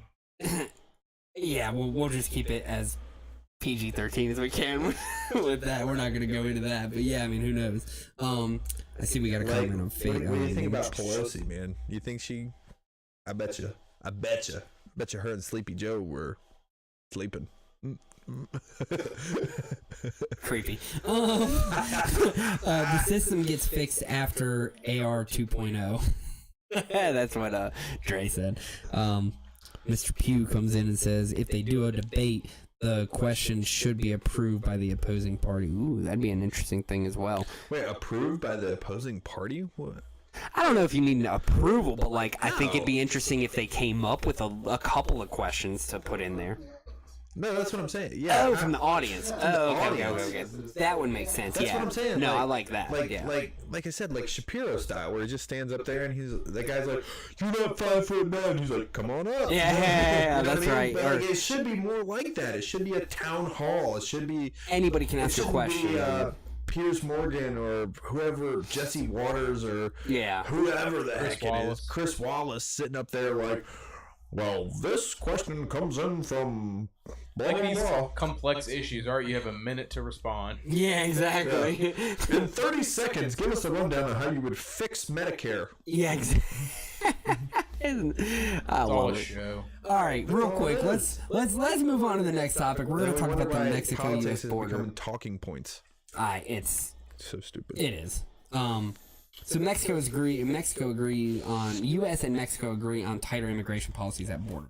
The U.S. and Mexican officials have agreed on new immigration policies meant to deter illegal border crossings while also opening up other pathways ahead of an expected increase of migrants flowing to the end of the pandemic restrictions next week. Homeland Security Advisor Liz Sherwood Randall spent Tuesday meeting with Mexico President Andres Manuel Lopez Obrador and other top officials, emerging with a 5-point plan according to the statements from both nations. Under the agreement, Mexico will continue to accept migrants from Venezuela, Haiti, Cuba, and Nicaragua who are turned away at the border, and up to 100,000 individuals from Honduras, Guatemala, and El Salvador who have family in the U.S. will be eligible to live and work there. Despite sharing 1,951-mile border with the U.S. and Mexico, had been notably absent from the rollout last week of a fresh set of efforts, including the creation of hubs outside the United States, where migrants could go to apply legally to legally settle in the U.S., Spain, or Canada. First centers will open up in Guatemala and Colombia. The COVID-19 restrictions have allowed U.S. officials to turn away tens of thousands of migrants crossing the southern border, but those restrictions will be lifted May 11th, and border officials are bracing for a surge. Even with the restrictions, the administration has seen record numbers of people crossing the border, and President Joe Biden has responded by cracking down on those who cross illegally and by creating new avenues meant as alternatives to the dangerous and often deadly journey. Mexico's... If only there were a wall there to deter that. Walls get broken down. They're, I don't like the idea of a wall. I never did. Really? No, because... Like to stop illegal entrance? I would rather put actual people there. Like Border Patrol. Did you not read that 1,191 mile border? Right, and then, so I mean... what are you going to put? One person per mile is 1,191 people. I guess you could. So what I would... is this like Hands Across America here? maybe not like...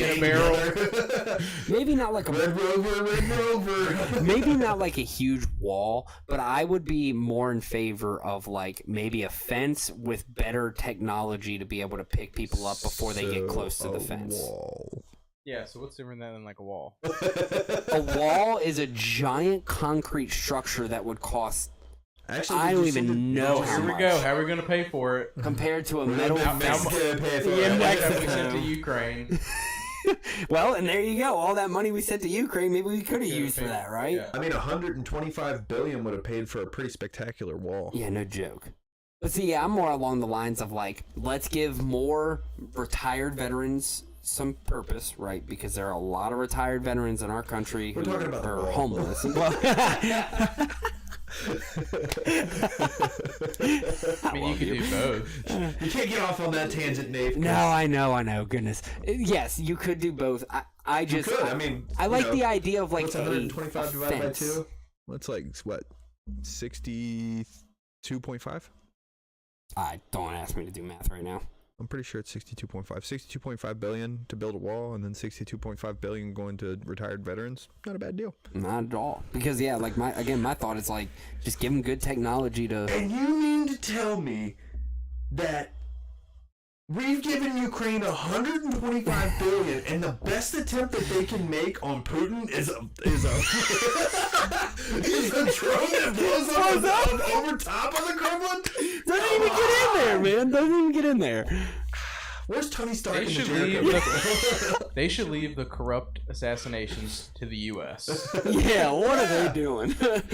Leave it to the CIA. Where's the guy making the 2-mile shot? That would have been better than that. Good God. 125 billion paid for a drone to blow up unexpectedly over. By the way, I know this is way off topic, but I watched The Accountant last night, and they were talking about how he was shooting from like a mile away, and I was like, damn, that was a great shot. You got to take in the curvature of the Earth. Yeah. You got to take in the spin. You do. Wind, Even if the Earth's drop. flat? Oh, stop. Oh, my goodness. Okay. Oh, no. Here comes the helmet again. We really do need some tinfoil hats up in here. All right, but back to the border. Back to the border. Back to the firmament. So, yeah. Anyway. So Mexico now behind the U.S. plus an announcement Tuesday that 1,500 active duty U.S. troops are deploying south for administrative support and There's your other one crackdown. troop per mile. Well, yeah. I mean, humans you're not wrong. Humans can run a mile in 5 minutes now, so you should be able to catch everybody. And especially if you have a vehicle. Because if most of these guys have vehicles, patrolling the border. Getting off topic. Give them Bugattis. They'll go. They'll be quarter mile in 8 What seconds. color is your Bugatti? I'd be interested to see what these other countries do, like even in Europe, how they protect their borders. Right. I mean, I'm not very knowledgeable. I think on Europe's what they do. actually a much more free-flowing system. It's just you have your cards and go. you kind of come and go What, as you please. Who was it What that if we got a did that huge here? influx? If we did And that ended here, things like war on drugs.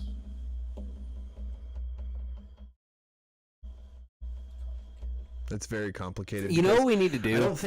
I don't think Germany has cartels. We need to do an entire open forum, just like discussion where we just ask questions. Mexico is our neighbor. I mean, if we had a comparable country, say we had.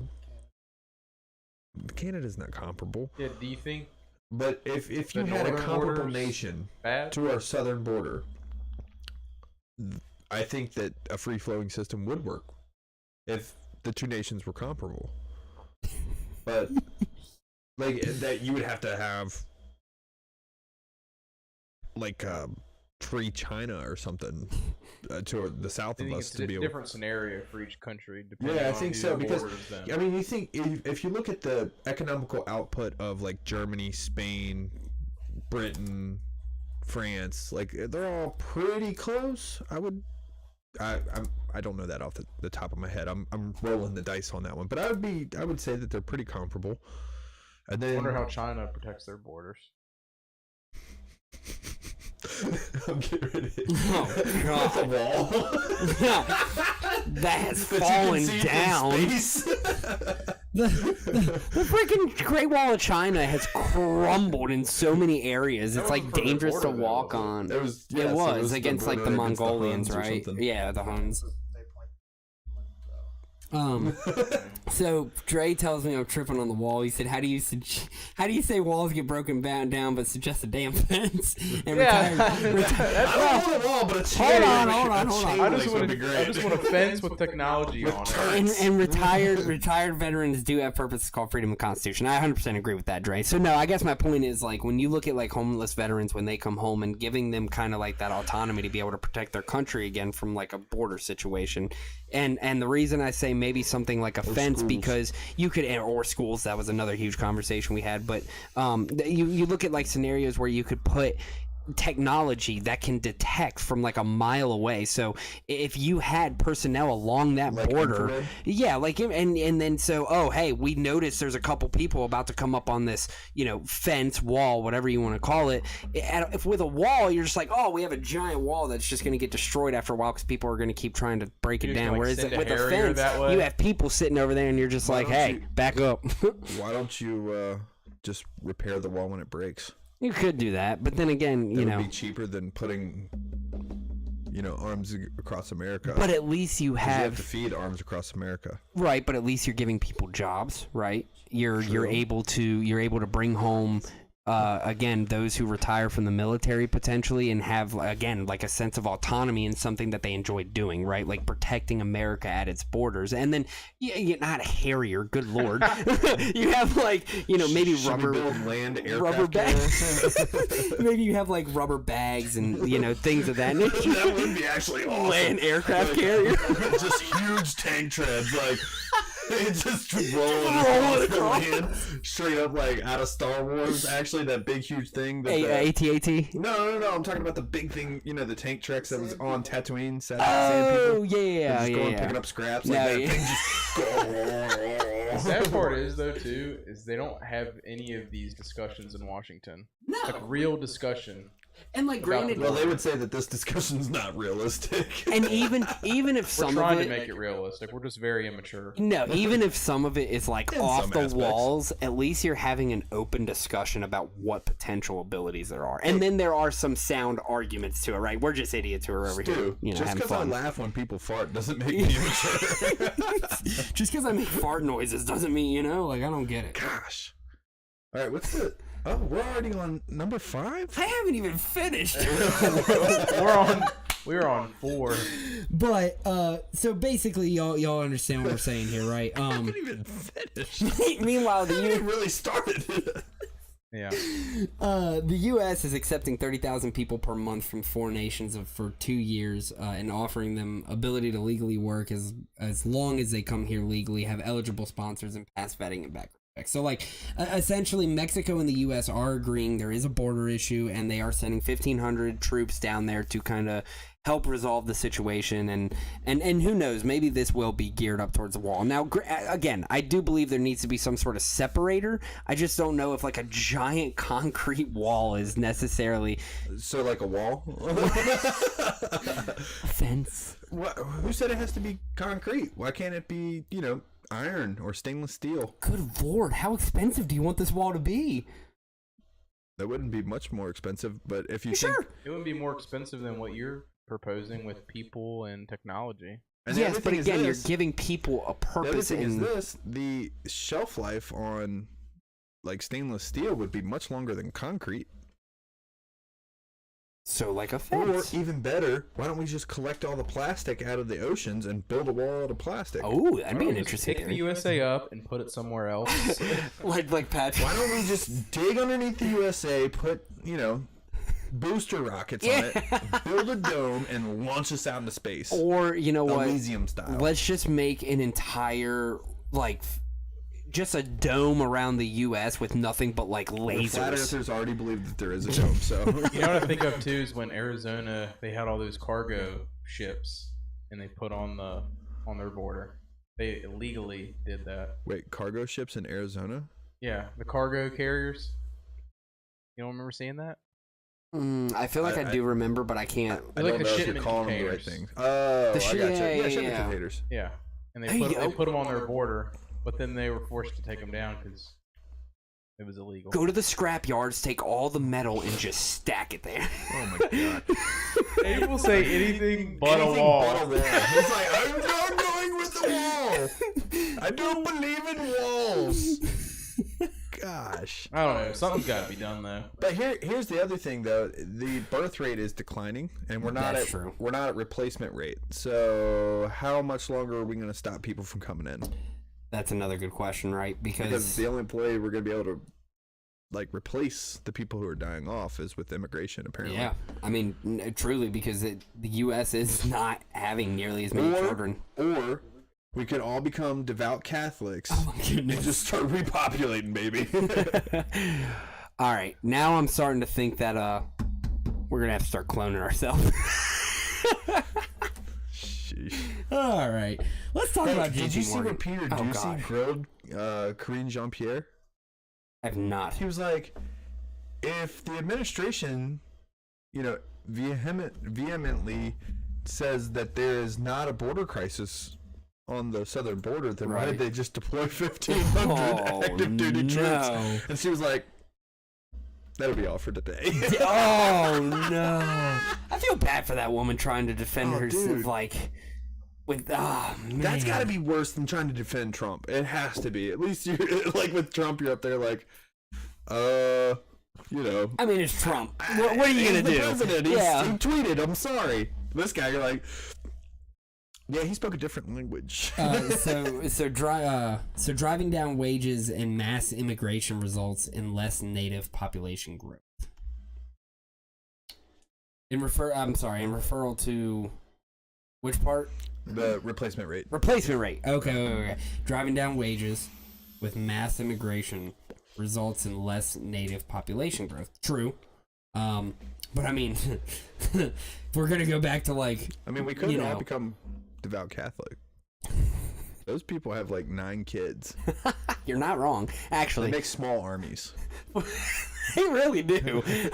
I know a Catholic family that had 7 children. So. I know a Catholic guy. He's already got 4, and he's anticipating number 5, and then number 6, and number 7. He's pushing the envelope while he's still got the window. Wonder who that is. Somebody's got enough better ideas than Hey, I will still argue communism is perfect on paper. No. Communism is perfect on paper. Paper starts with, this is a system for people. And you say, if people are in there, it's a different paper you're writing about. Communism is perfect on paper. That's all I gotta say. Aliens. Exactly. So JP Maybe it works for Morgan them. deal forces Biden administration to defend record on mergers. So JP Chase and company deal to Look at buy those liver First spots. Republic. I know. First Republic Bank pushed the Biden administration into a corner, leaving officials scrambling to explain how their stance against mergers squared with allowing the largest U.S. bank to get even bigger. At a White House event on small business on Monday, President Joe Biden hailed the sale of the troubled San Francisco-based lender, saying it would protect all depositors and avert a government bailout. He did not mention J.P. Morgan and underscored his call for stronger bank regulations. Hold on. So in the comments, this is where I need our listeners and viewers. I need you to get involved here. The person who comes up with the best quote for what they think Joe Biden is saying on that phone wins. Like a caption for Yeah, that? like the best caption for what Biden is saying on the phone in that picture wins. All right, come on, people. Let's hear them. I have a pretty good one, but we'll wanna hear discuss 'em. at the I wanna end. hear 'em. We'll discuss at the end. Senator Elizabeth Warren, a Democrat and member of the Senate Banking Committee who has been pushing for tighter banking regulations, blasted the decision, sounding a theme that could hound Biden, who last week announced his bid to win another term for the White House and a struggle with low approval ratings. A poorly supervised bank was snapped up by an even bigger bank. Ultimately, taxpayers will be on the hook, Warren tweeted. White House Press Secretary Karine Jean-Pierre said J.P. Morgan's acquisition of First Republic's assets was necessary to ensure continued resilience of the banking system and came at no cost to taxpayers. But again, another acquisition, another corporation just getting bigger. No recent administration has done more to promote competition, address the concentration process across industries. Jean-Pierre added the Biden administration officials value the fact that community banks offer services to those who might not otherwise have banking access. The deal... Wait, did she say no recent administration has done more to promote competition, address the competition, and address... Wait, is that Karine Jean-Pierre? Yes. Yeah, she told them in a White House briefing. What? I don't know. She's making me have a Biden gaffe here. Woo. I know. The deal for the failed lender comes amid increased discussion among U.S. regulators about tightening rules on bank mergers, with officials growing worried that consolidation could undermine financial stability and leave communities wanting for services. Administration officials, mindful of the impact of J.P. Morgan takeover on the banking sector, prodded small lenders to submit bids and worked hard to find a different solution, but the size of J.P. Morgan's offer ultimately gave it an edge, according to the sources familiar with the process. So, there we have it. Another merger. Any thoughts on that? Shocked? Not really. No, not shocked. Not shocked at all. I mean, we kind of knew that this was going to happen. I was kind of hoping that it would have been split up between a couple of different banks. Right. But Never works like that, unfortunately. yeah, But the one with the deepest pockets always wins. always wins. All right, so Hold on. time for Any comments? time for the caption of Mr. Biden. I want to hear y'all's first. Biden's voice when you do it. Oh God, no! You I can't. struggle What with is that. I struggle with that. Come on, man. What do you got with this one, Ryan? Go ahead. No. I want to hear it. It wasn't for me. This was for the people. Oh, I want to hear yours though, because I don't see any right now. Oh wait, here we go. No, this man is on one tonight. Freaking Dre's over here talking about the first communism, now damn fence. This man is on one tonight. He is on one. Yeah, you are correct. Chat GBT, write me a speech about freedom. Don't mention any. Oh, sorry. Go to the comments so we can see them. Yeah, go to the comment on this one if you can for YouTube. Oh, that's true too. You gotta see the picture. I don't know. It's tough. So Let me see this thing. yeah, here. I got a pretty decent body. Do it in his voice. I'm not very good at Biden Let's see what voices. we got here. All right. Hey, GPT, it's chat. Write me a speech about freedom. Don't mention about banking, especially not J.P. Morgan. Come on, man.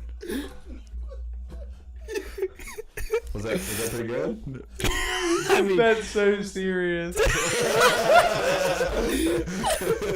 freaking love this country, making fun of our stupid president.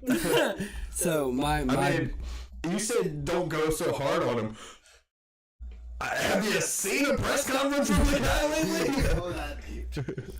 So I tried to make it as authentic as possible, but I was thinking like, hey, Tammy. Oh man. Wait. My best caption for this one is hey Jill, come pick me up. I don't know where I'm at. I'm scared. that was the best one I came up with. Last thing I remember, I was at this big white house. Yeah. I don't know where I'm at now. They told me to go left, and I did. Oh man, I love you guys. I can't find my way back. Well, that was all of our topics for the night. We finally got through it. Let's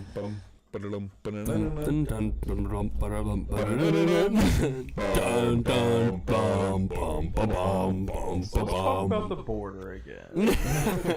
we could now look. I will suggest though that one of these days we have a just straight open like topic. You know, just we all kind of just sit here and talk about whatever comes to our minds, right? Like you said, how do you think Europe protects their borders? Things like that. How about this?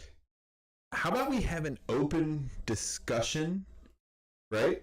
Where the people who are watching from home give us topics to talk about. That'd be interesting too. Wouldn't that be cool? Kind of like our own little town hall. That would be really cool. Say like, hey, what do you think about this situation or this situation, and then kind of talk about it. Yeah, I like that. I would love something like that. Maybe we can try that for next week. And then you know what I would love to do too? Big old roundtable discussion where we have like a couple guests and we just sit here. Yeah, true. I mean, we could get a round table. We could get a round table. Could we call ourselves the Knights of the Round Table? The Knights of the Round Table. I would be dibs on Arthur. Oh man, that's not cool. You can be Lancelot. Can I be Legolas? Legolas? Bro, this is Lord of the Rings. That's not even the... I just want to be a, character for something. I like Legolas. I want 20 years of good bow. Yo, that man's bow skills are on They one. were pretty on point, let's be real. Hollywood. Alien. You like fences, Nate? I like fences. Look, he's trying to get you started back on that. And communism. No, I do not like to have a fence around your commune. I do not like. I do not. Not at all. Let me go back and make sure I. Yeah, point the guns inward. How was it back in like 1900? What do you mean? What was the immigration probably like? Not much different than it is now. But back then, we didn't know that. I mean, if somebody People walked got shot from in the Mexico streets. to the U.S., Again, not it's much not like different. they're sitting there. I don't know. I feel like it wasn't nearly as watched on, if that makes sense. True. I don't know. It's a good question. Yeah. But no, actually, he just made a really good point. In 1905, there weren't social programs bringing people, like incentivizing people to come so in. Dre's caption: "Hey Hunter, where's your tablet?" Hey, Hunter, where'd you put the rocks? Yeah, I'm looking for something. Or those sweet pics with those. Oh my goodness. Well, this was a fantastic 122nd episode. We had a great discussion, great ideas. We had different ideas thrown up in the air. Hell yeah, it was fun, man. We backed communism. I'm not backing communism. And I backed the red, white, and blue. No, okay. I love America first off. Let's put that out there. I'm not a good lord. Yeah, So he loves America first. communism will never work. Let's make that clear. It will never work. Says the communist. Says the guy who thinks that on paper, and again, taking away human. Oh my God! You sound like a politician. Stop. What do you want from me? You do work for corporate, don't you? Yeah, no joke. Are you in HR? Like, good lord. We're gonna need an HR department for our podcast here to stop Nate from talking about communism. Nate, we gotta talk about communism. Nate, what you said on the podcast the other night about communism? Not cool, man. Probably. You should probably You should move. probably move to China. See what it's like. Oh goodness, no. Oh goodness. That's no. what anybody who comes up and they say, "Oh, I'm a communist." I'm like, "Oh, really? You go to China. Yeah, no, actually, so we had a guy jump on the podcast. I know that guy. Yeah, I said those exact same those things to him. exact same thing, and we did too. We said, look, if you like communism so much, check go it out. experience it. Go Go to do it for Cuba. like 5 years and then Go come to back and tell me how it Cuba. is. Go to China, and let me know how it goes. If you can even come back alive. Yeah. If. That's what I'm saying, man. Like, Well, go I do mean, it. Go do it for like 5 years. And then what tell is me- Russia tell me- technically considered? They're not like communists. They're Yeah, crony they're capitalists. capitalist, but it's crony. Interesting. But like, so when Putin back in Very, like, 2020 was oligarchy. like, hey guys, I'm just going to make it so I can run a whole nother term and have another 6 years in office. So How do you think people will define our system? crony capitalism. Really? Yeah. They have Interesting. a lot more freedom in Russia because, well, I'm not Whoa, I don't know. That's a hot take right there. wanna- More freedom in Come on, Russia? guess. economic freedom. They do Interesting. because Here we go. Here we Tag go. in. Dun dun dun. all right. So what you're gonna find there is that there are direct relationships, almost open, between the oligarchs and the government. Right, right. And so these oligarchs have an enormous amount of what you would call freedom. Really, they have power through the government, but that's why it's crony capitalists. The Right. capitalists, per se, are directly linked with the policymakers, and therefore they enact their own version of freedom. There's no freedom for the people at the bottom. Right. If you're an oligarch, you do what you please. Yeah, So exactly. Kind of like how it Make is in enormous profits America. doing that. Yeah. So I mean, the hope is that with a constitution, a strong constitution, you can limit that sort of stuff. Right. But 250 years down the road, you've enacted tons of laws that, in my view, are Hindering. not like in line with the Constitution or the intentions of the founding fathers.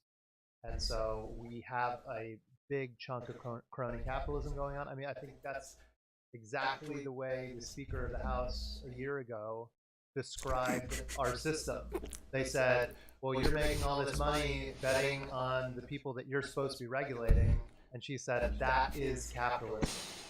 And if that's what the leaders of America think capitalism is, then we have a crony capitalist system, Right. by definition. Right. But there's also an enormous amount of regulation backing that. So the regulation in Russia would be, I'm the oligarch. You shut down that company right there. They're competition. I don't like it. Right.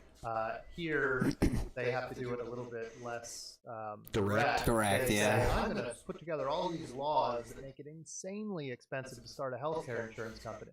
You're going to have to do all this paperwork and this and that and the other thing.